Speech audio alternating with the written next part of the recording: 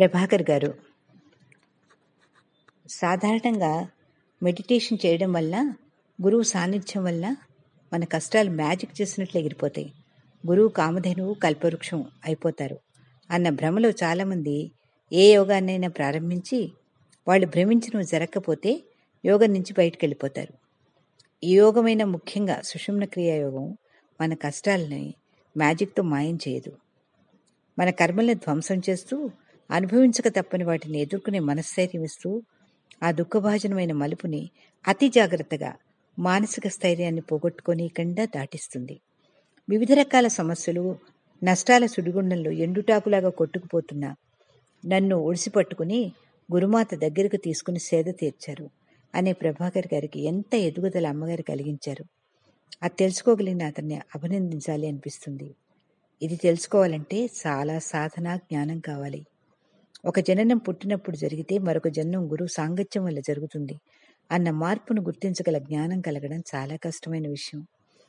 వారి భార్య హరిప్రియ గారి ద్వారా సుషుమ్న క్రియాయోగంకి వచ్చిన ప్రభాకర్ గారు మొట్టమొదటి ఇనిషియేషన్లోనే ప్రేమమయ సంగీతం, మార్తుమూర్తి లాలలను అనుభవించగలిగారు.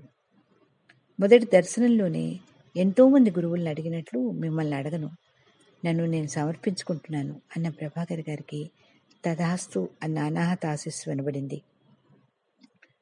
2013 నవంబర్ నుంచి సుషుమ్న క్రియాయోగం ప్రారంభించిన వీరు ఎందుకు మా కుటుంబం ఎంత కష్టపడ్డా కష్టాలు నష్టాల్లో ఉండిపోతోంది అని బాధపడినప్పుడు 3 తరాల క్రితం ఒక 6 మందిని వీరి కుటుంబ పెద్దలు సజీవ దహనం చేయించిన కర్మఫలం ఇది, వీరందరూ అనుభవిస్తున్నారు అని అమ్మగారు సెలవిచ్చినప్పుడు అవాక్కైపోయారు ప్రభాకర్ గారు.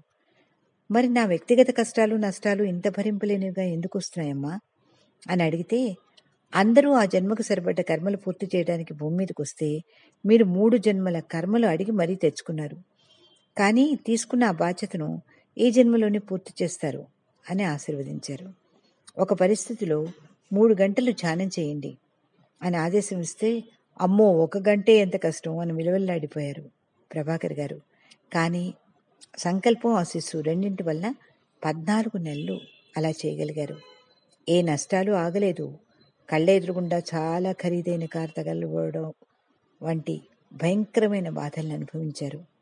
మరి సుషుమ్న క్రియాయోగం వల్ల ఏం జరిగింది అన్న ప్రశ్నకి వాటన్నింటిలో నేనే, నావే అన్న అమాయకపు మూర్ఖ బాధతో కుంగిపోకుండా ప్రేక్షకత్వాన్ని ప్రసాదించి నష్టాన్ని, కష్టాన్ని, దుఃఖాన్ని ఇవన్నీ నేను ఒకప్పుడు కోరి తెచ్చుకున్నాను, అనుభవించి పూర్తి చేస్తాను, అమ్మ దైవనదిగా అన్న మనఃపరిపక్వత వచ్చింది.